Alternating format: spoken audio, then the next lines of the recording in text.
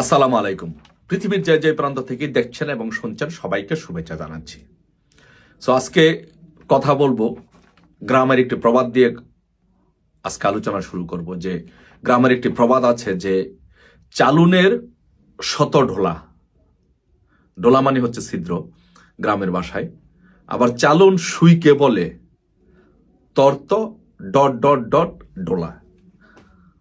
আজকে সেই অবস্থা বাংলাদেশের রাজনীতিতে তৈরি হয়েছে। সে অবস্থা রাজনীতিতে আজকে বাংলাদেশে বিরাজ করছে যে আলী রিয়াজ, ইউনূস, যারা বাংলাদেশের রাজনীতিতে কখনো কোনো কিছুতে কন্ট্রিবিউশন রাখে না, অথচ 5ই আগস্টের পরে বাংলাদেশের রাজনীতিতে ফেসিজমের সর্বোচ্চ যেই মাত্রা, সেই মাত্রা যোগ করেছে পৃথিবীর ইতিহাসে। বাংলাদেশে না, পৃথিবীর ইতিহাসে সবচেয়ে বড় ফেসিজম বাস্তবায়ন করেছে এই ইউনূস এবং আলী রিয়াজরা। এই যে দেখেন, আলী রিয়াজের একটা উদ্ধৃতি দিয়ে শুরু করলাম। আলী রিয়াজ এখানে বলার চেষ্টা করছে যে আওয়ামী লীগ নাকি ফেসিস্ট, আওয়ামী লীগকে ফেসিস্ট বলার চেষ্টা করছে। আসুন আলী রিয়াজের ফেসিজমের একটু চরিত্র আপনাদের সামনে তুলে ধরি। দেখুন যে বাংলাদেশের একজন বিখ্যাত সাংবাদিক, একটু তাদের আলী রিয়াজদের একটু চরিত্র, ফেসিজমের চরিত্র নমুনাটা একটু দেখে আসুন। যে বাংলাদেশের একজন বিখ্যাত সাংবাদিক এই আনিস আলমগীর, এই আনিস আলমগীরকে নেহারি খাওয়ার অপরাধে, সে নাকি কোন দিবসে, স্পেশাল দিবসে নেহারি খেয়ে দিনটি উদযাপন করেছে, কারো এটা স্পেশাল দিন ছিল, এই কারণে নেহারি খাওয়ার অপরাধে আনিস আলমগীরকে জেলে পাঠিয়েছে, রিমান্ড দিয়েছে।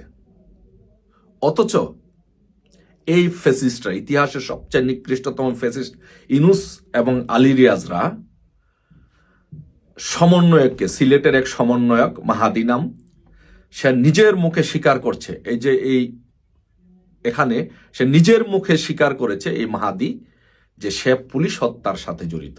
তারা পুলিশ হত্যা করেছে, তারা নিজের মুখে স্বীকারোক্তি দিয়েছে।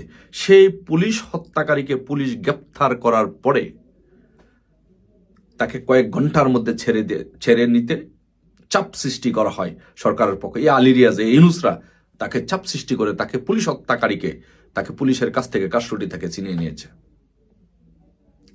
এখন আপনারা বলেন, এই দেশের জনগণ যারা আছেন বিচার করেন, এই পৃথিবীতে সবচেয়ে নিকৃষ্টতম ফেসিস্টকে বাংলাদেশের ইতিহাসে আপনি কি কখনো এই ধরনের ঘটনা আগে দেখাতে পারবেন? এই ধরনের ঘটনা হয়েছে যে পুলিশ হত্যাকারীকে কোনো যদি কেউ আওয়ামী লীগের কেউ করে থাকে, তাহলে শেখ হাসিনা বা আওয়ামী লীগ দল হিসাবে তাদের পক্ষে সাফাই গিয়েছে বলতে পারবেন?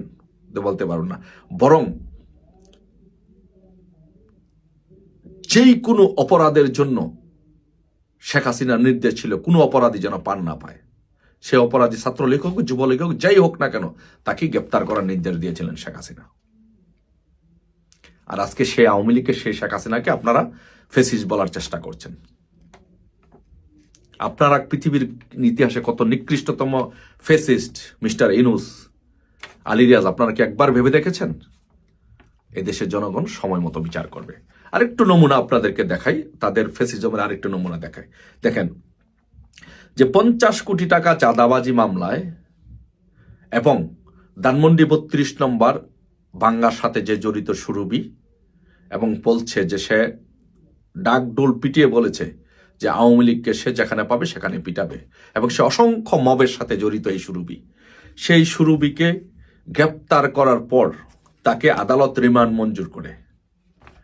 এই সুরভিকে আদালত রিমান্ড মঞ্জুর করার 5 ঘন্টার মধ্যে তাকে ছেড়ে দেওয়া হয়েছে। আচ্ছা আপনি বলেন তো ভাই, বাংলাদেশের ইতিহাসে আপনি এইরকম আর কোনো ঘটনা কি অতীতে দেখেছেন যে একজন আসামিকে আদালত 5 দিনের রিমান্ড মঞ্জুর করার পর 5 ঘন্টার মধ্যে আবার কোন আদালত সেটা কিভাবে ছেড়ে দেয়? এই ধরনের নজির বাংলাদেশের ইতিহাসে আর কখনো নেই। এই বাংলাদেশে এই প্রথম এই ধরনের ঘৃণ্য, জঘন্য, নিকৃষ্টতম ফেসিজমের নজির তৈরি করেছে এই ইউনূস এবং আলী রিয়াজরা। তারপরে আসেন নির্বাচনের কথা বলবেন। আপনারা তো নির্বাচন নিয়ে এই কথা বলতে চাচ্ছেন, আওয়ামী লীগকে ফেসিস্ট বা আওয়ামী লীগকে বিভিন্ন কিছু বলার চেষ্টা করছেন, শেখ হাসিনাকে দোষারোপ করার চেষ্টা করছেন। আপনি দেখাইতে পারবেন যে গত 15-16 বছর আওয়ামী লীগ বা শেখ হাসিনা কাউকে ছাড়া কখনো নির্বাচন করতে চেয়েছে? 2014 সালে আপনাদেরকে আহ্বান করেছে বারবার নির্বাচনে অংশগ্রহণ করার জন্য। বিএনপি নির্বাচনে অংশগ্রহণ করে নাই। বিএনপি নির্বাচনে অংশগ্রহণ না করে নাশকতার পথ বেছে নিয়েছে, আগুন সন্ত্রাস করেছে। এখানে আওয়ামী লীগের কি আছে ভাই? দল হিসাবে বিএনপির স্বাধীনতা আছে। দল হিসেবে এটা বিএনপির সিদ্ধান্ত নির্বাচনে যাবে কি যাবে না, জামাতের সিদ্ধান্ত যাবে কি যাবে না, কিন্তু আগুন সন্ত্রাস করার সিদ্ধান্ত তারা নিতে পারে না। আপনারা 2014 সালে কি করলেন? নির্বাচনে না গিয়ে বিএনপি জামাত আগুন সন্ত্রাস করেছে। আওয়ামী লীগ কিন্তু তাদেরকে আহ্বান করেছে। আওয়ামী লীগ গণতন্ত্রের চর্চা করেছে।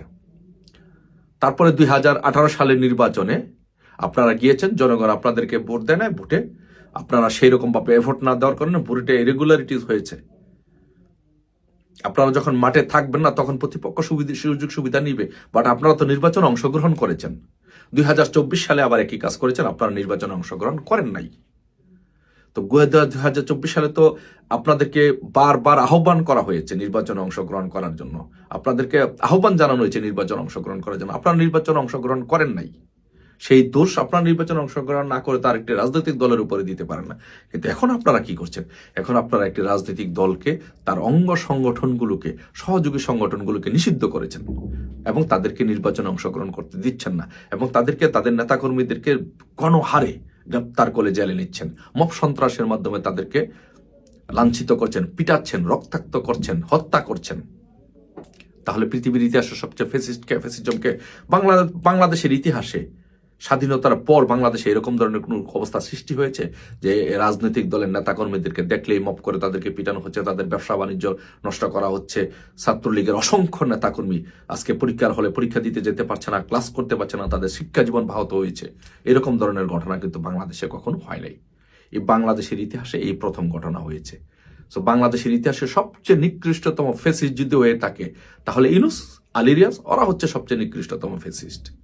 তো এই জন্য আমি বক্তব্য শুরুতে বলেছি যে চালুনের শতডোলা, চালুন সুইকে বলে তোর ডট ডট ডট। সো বাংলাদেশে এর বিচার হবে ইনশাল্লাহ, এই দেশের মানুষ এর বিচার করবে ইনশাল্লাহ। আপনারা এই তত্ত্ব থিওরি ইনশাল্লাহ বাস্তবায়ন করতে পারবেন না। জয় বাংলা, জয় বঙ্গবন্ধু।